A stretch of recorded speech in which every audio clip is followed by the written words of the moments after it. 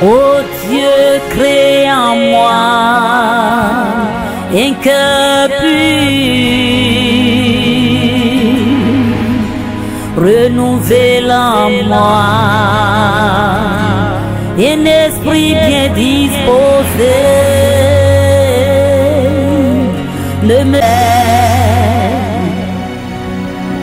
Oh Dieu, aie pitié de moi dans ta bonté, selon ta grande miséricorde.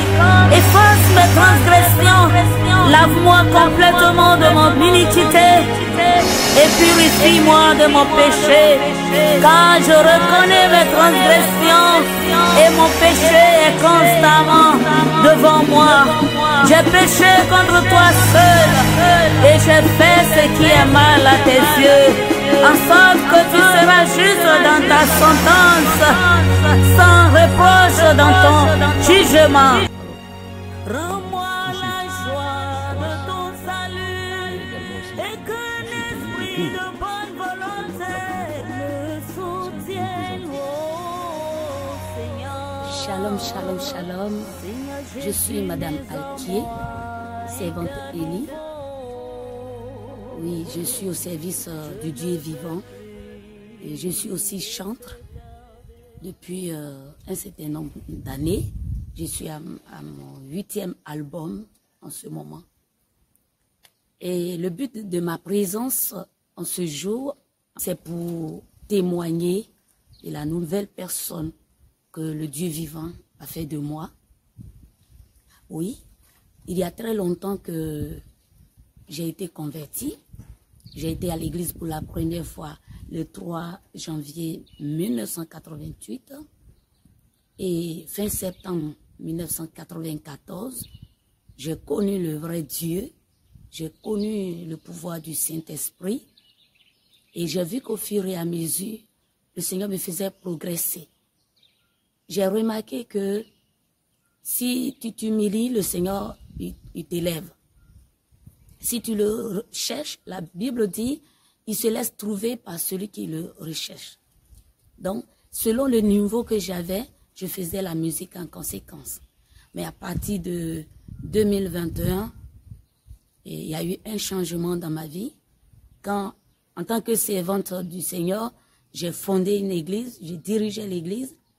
Vraiment, c'était pas bien qu'une femme soit fondatrice d'église, qu'une femme s'arrête à la chair pour prêcher pendant que les hommes sont dans le service, les hommes sont dans l'église, dans l'assemblée, je veux dire.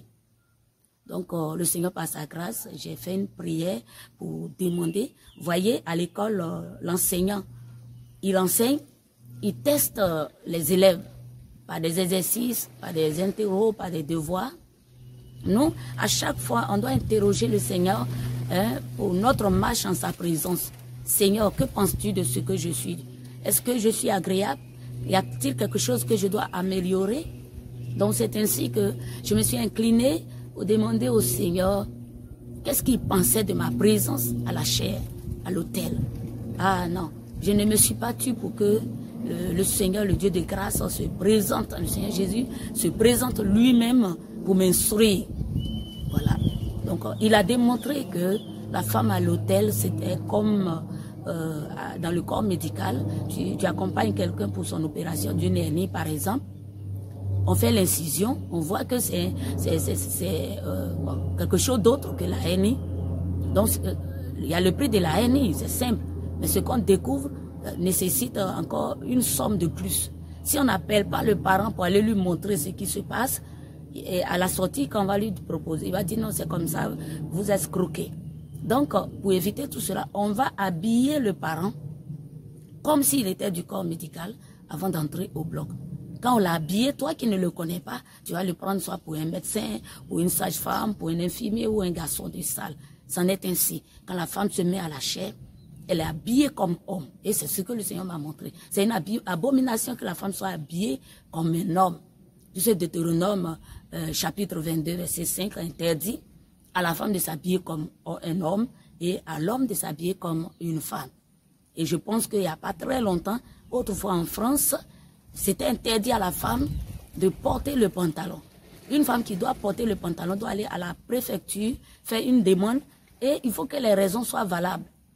Soit elle fait le gardiennage, en tout cas, peut-être le métier nécessite qu'elle porte le pantalon.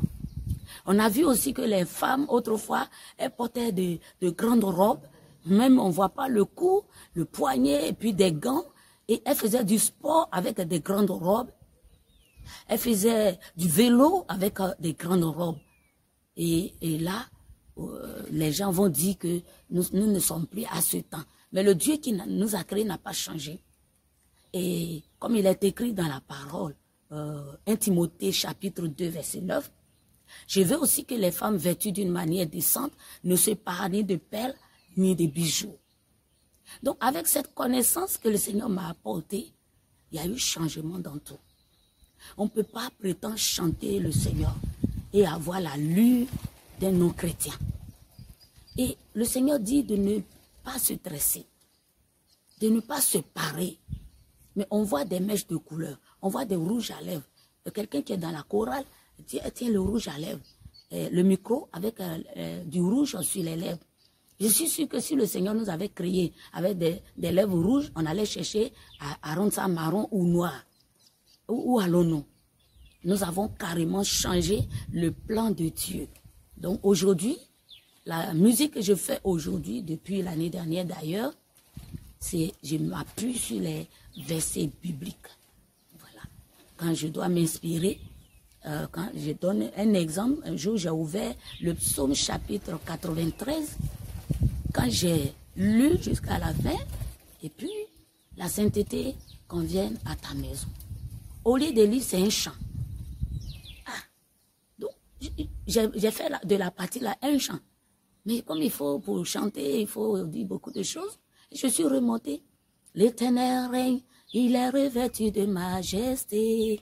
L'Éternel est revêtu, il est saint de force. Ainsi de suite.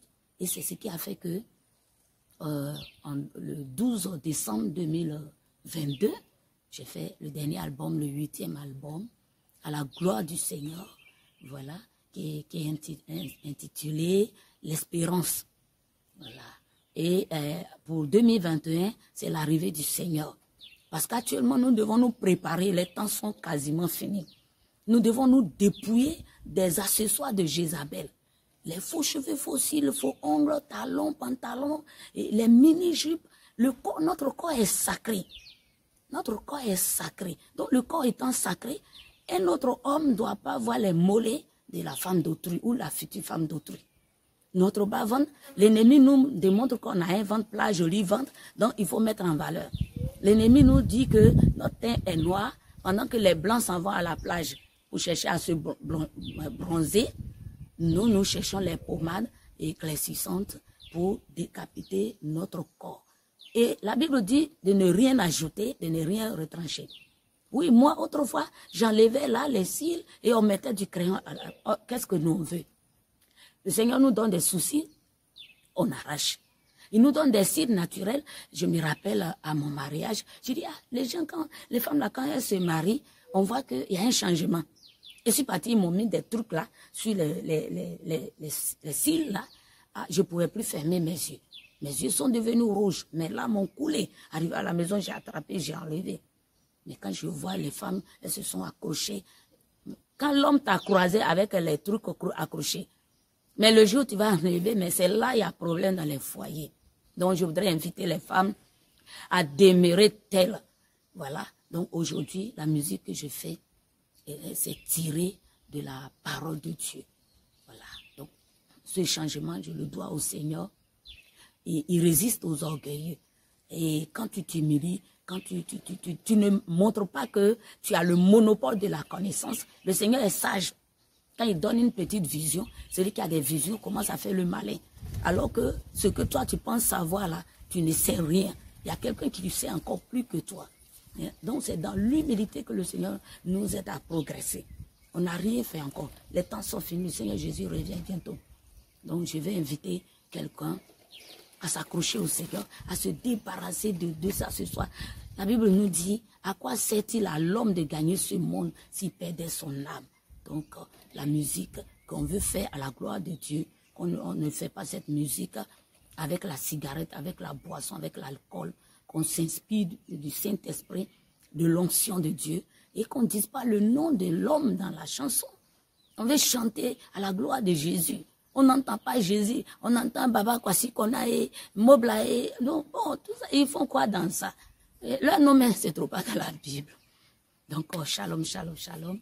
Et bon, j'ai peut-être été un peu longue, mais je pense que ça va pouvoir aider quelqu'un.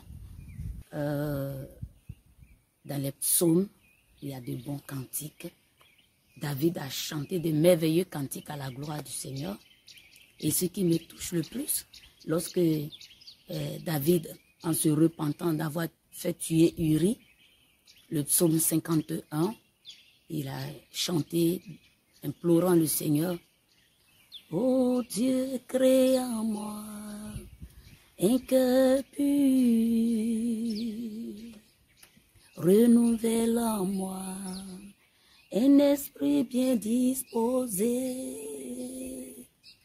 ne me retire pas ton Esprit Saint. » Ça, c'est une partie du psaume 51. Le psaume 93, c'est ce que j'ai essayé de fredonner. La sainteté convient à ta maison.